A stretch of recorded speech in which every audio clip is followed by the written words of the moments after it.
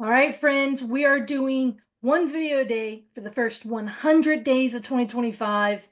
And if you haven't been following along, make sure to check out the playlist. There are other videos.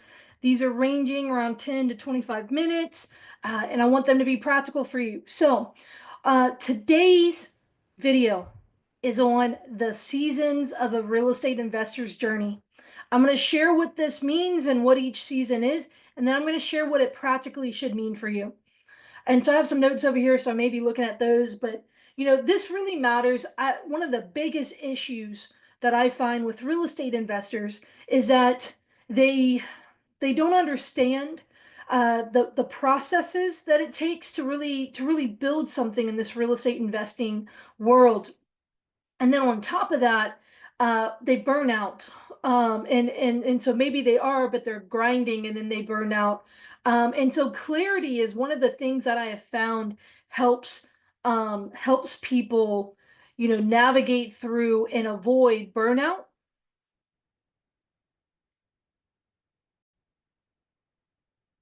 So being able to really avoid that, I mean, that's huge. Like, so it's not only that you've got to get in the game, you've got to be able to stay in the game and then obviously work through the process with real estate investing. So, you know, this is not a get rich quick.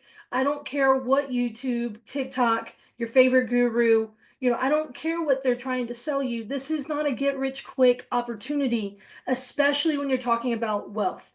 If you're looking for a very quick paycheck, real estate truly, I don't care what anyone is telling you, is not the fastest way to get a paycheck. But definitely if you're wanting to build wealth, that is something I have to fight pretty often, you guys. It's just this belief that, hey, I'm going to get into real estate and I'm going to be oozing dollars from my from my pores, right?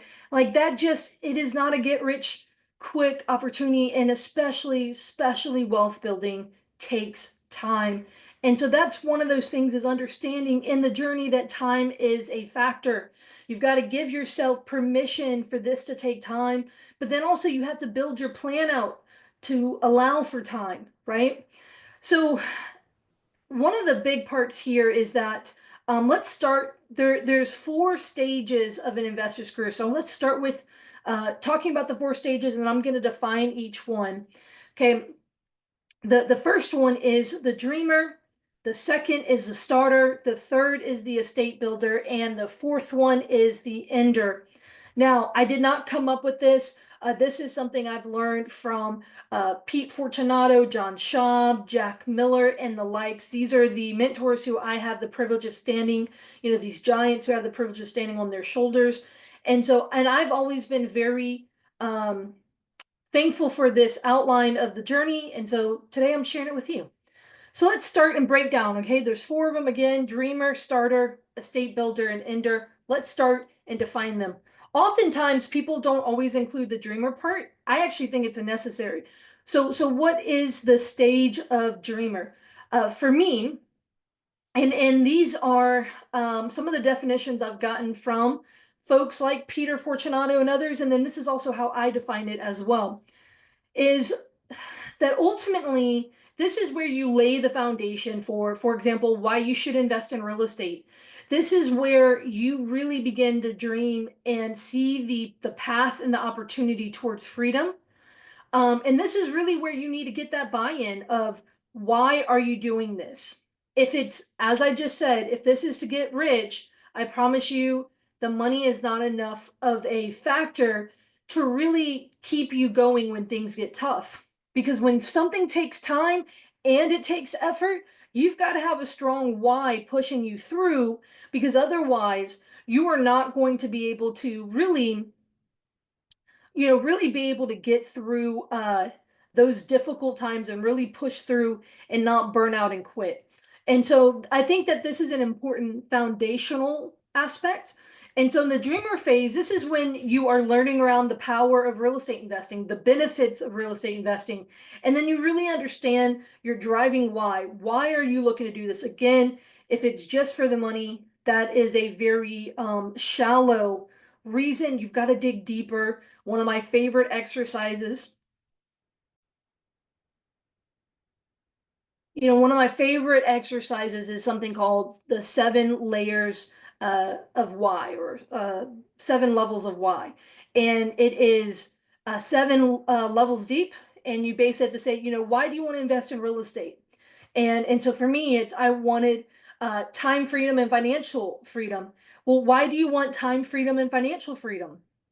Well, I grew up having parents who did not have time freedom nor financial freedom. And so, they constantly had to work, work, work very hard.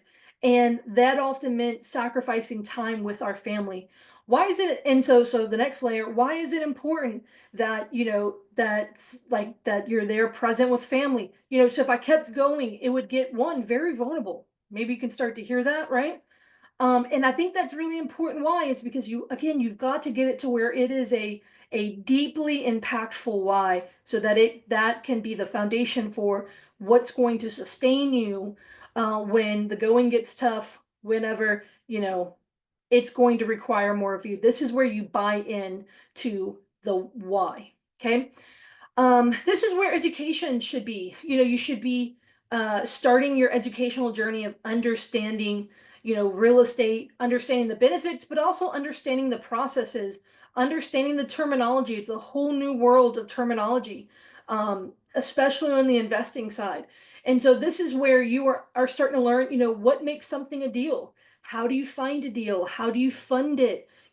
What are the exit strategies and all of the things like that is where this is really start to learn.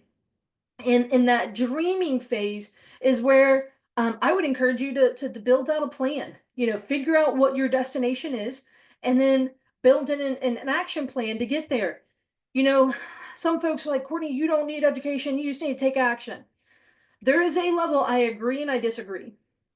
I do not fully agree. I do not fully disagree. But if there's a level there that you don't want to be all action and no education, that's where you just hurt yourself and others, right?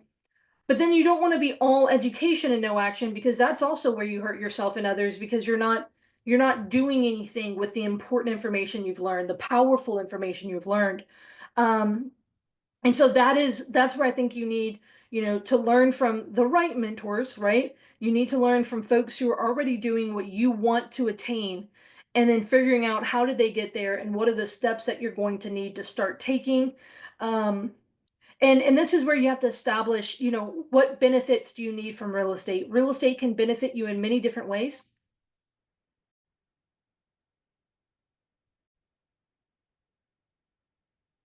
This is where, all those different benefits of, whether it's, today money, what I call today money, what I call tomorrow money. You get cash flow and profit. Then you've got tax benefits, you've got the pay down of loans, you've got the appreciation, the growth of a property, all of those different benefits. You really have to decide, what do you need most today? Is it today money or is it tomorrow money? And identifying your current financial position, and then building a plan based on your needs and your current situation. And that plan needs to accommodate for that. So this is all in the dreamer phase, right? It's establishing why, it's starting to learn about real estate investing in the path, and then choosing what path you want to go down. This is where you want to go ahead, and this is where you truly want to start to develop a very clear picture. Okay. So you're dreaming, but you've got a clear picture. So this is the dreamer phase. The next phase is the starter phase. This is when you're doing your first to 5 deals. You're really just getting your feet wet. You're getting, you're letting your feet, the rubber hit the road, right? And so all that you're learning, you're continuing to learn around real estate, but you're taking action, you're making offers, you're finding funding, you're taking down these rental properties, and you're getting your feet wet, right? So these are your first 5 deals. In this phase, it's really important that you continue. One of the best pieces of advice that someone ever gave was John Schaub, who I love him. He wrote the book Building Wealth One House at a Time. He always suggested, do a deal, stop and analyze it and say, hey, what did I do well? What could I improve on, so that the next time you do a deal, You're basically improving each time. Um, and this is where you're really just building your skill sets, right? You are learning how to find deals. You're learning how to run the numbers on deals. You're learning how to make offers. You're learning how to the process of buying, right? Walkthroughs, inspections, and the whole 9 yards between there and then going to closing. And then you're also, whether you're self-managing the property or you're hiring a property manager, or whatever your exit strategy is, this is where you're developing your skills and you're getting traction. This is where you often, have a lot of time, but most of the time, but not always. You've got time, but this is where you may be limited with money and information, right? You're still trying to gain the information part in the experience part, but you're constantly seeking out the knowledge part as well. So this is the starter.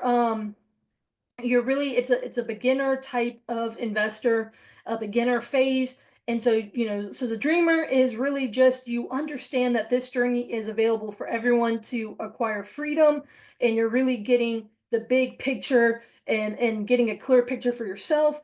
And then the starter phase is where you're actually doing your first few deals and you're really just, getting started. The third phase is the estate builder. Now, this is someone who's more intermediate and advanced. This is someone who they've already done a handful of deals. And at this point, you are continuing just to build your estate. Your main goal here is to be, managing your portfolio, maybe acquiring more properties, right? And then improving your portfolio. Maybe it's improving the quality of the properties, improving the quality of the debt, improving your processes, right? Your management processes, or improving the third-party managers that you manage and stuff like that. Um, this is where in this stage, you have knowledge and experience. You're still building the money part, and the time in the money part may be limited though. And so this is one where it's really important for you to know when enough is enough. What is this, what are you trying to attain here? When you say I'm building my portfolio, what is your ideal portfolio? I think that that's really important. A lot of folks do not have their eyes on a prize. They do not have a clear vision of what that should look like. And so that is where I think that this should be clearly defined. So if you think about cash flow, financial freedom with cash flow is when you have enough cash flow from income producing properties that exceeds your living expenses, i.e. your liabilities, right?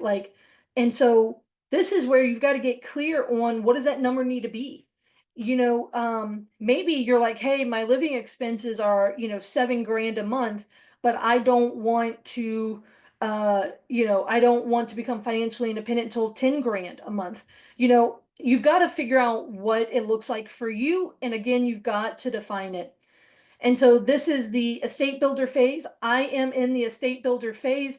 I am still shuffling through and improving my portfolio, but I have a very clear vision of what my final portfolio, what I would like it to look like, both in the quality of assets, both in as well in the debt.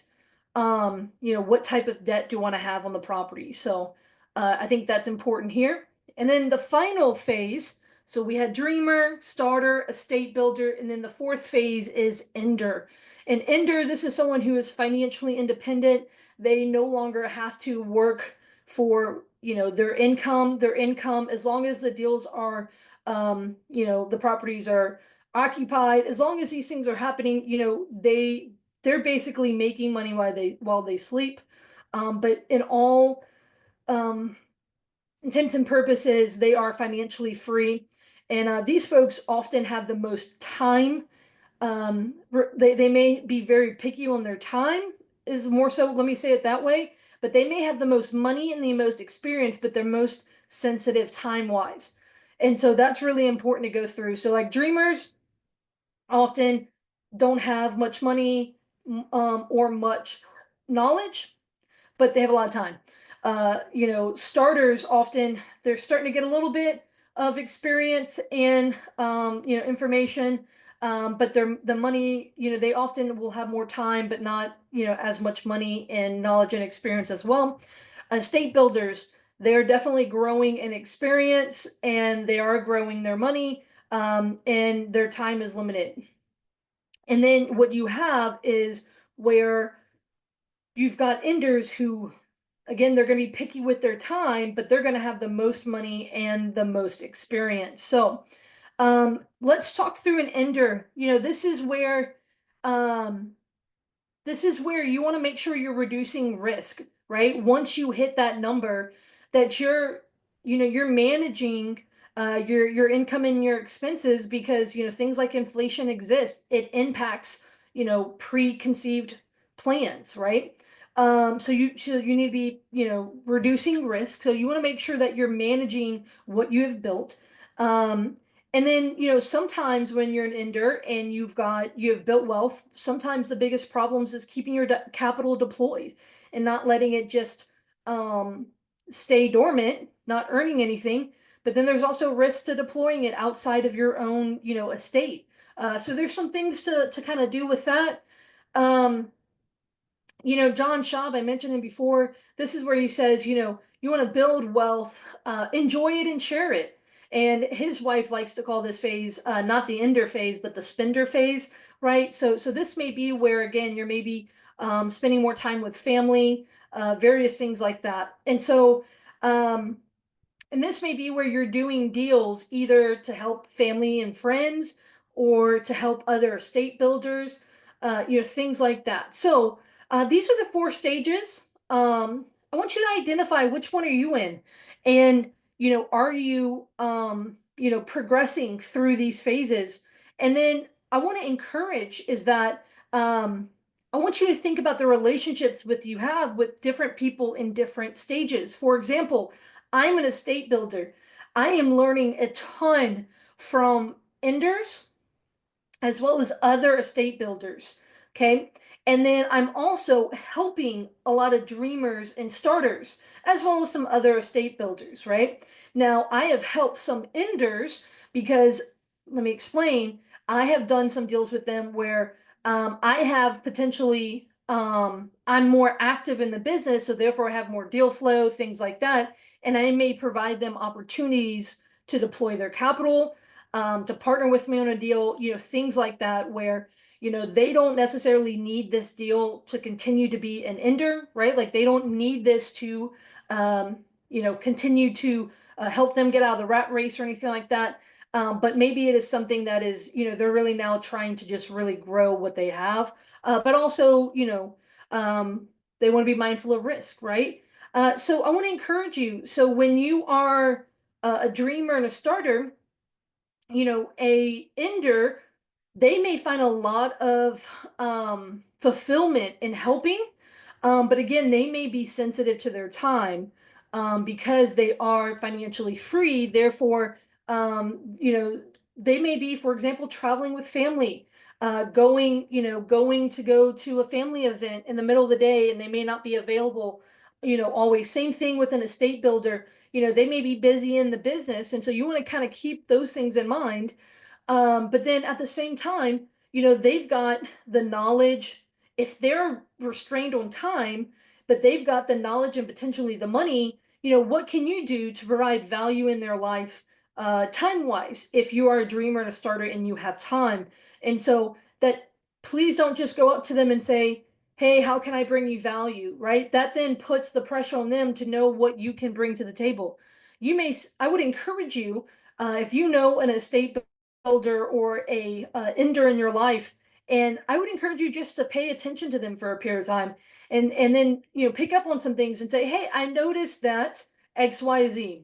Hey, I noticed that um trying to think through. Hey, I noticed that you've mentioned, like, so here's an example.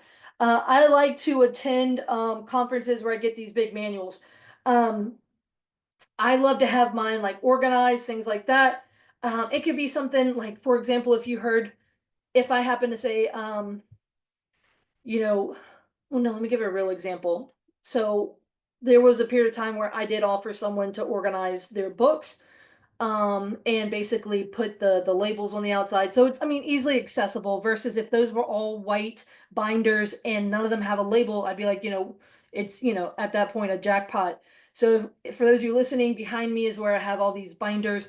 One of the things that's on my to-do list is I wanted to catalog my study and have all of um my books and my study, which I have around 3,500. I wanted them cataloged. One for insurance purposes in case if we ever had a hurricane here. But then also two, there's times where I'm like, I think I know what book I have, but sometimes I may or may not know if I actually still have it. And so I would like to have that in my phone. I can just, I can look at it. Um, and so, I have had someone who started working with me. They've taken a break, but they started working with me to help inventory them, right? And so, they'd come here when I would work when I was working from the house, and they'd be, going through typing them into the spreadsheet. Little things like that, like where if you notice that they're like someone talks about something and say, hey, if there's any way I can help with this, or maybe they run a meetup. I used to run a meetup, and there was a few people who would show up early and they'd help me set up because I was often setting up the meetup, by myself.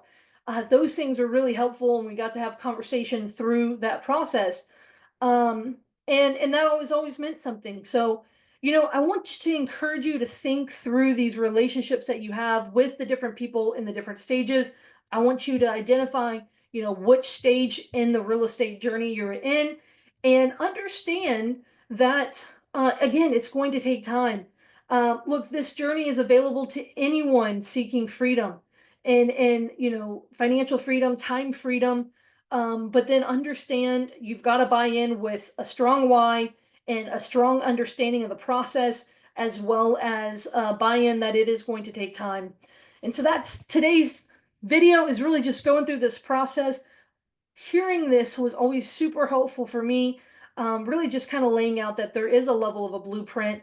And I want to encourage you guys, stay tuned in. More videos to come. I'm doing one video a day for the first 100 days in 2025. I am cheering you guys on. Appreciate you for tuning in. You can always go to CourtneyFricky.com and check out all of the resources there.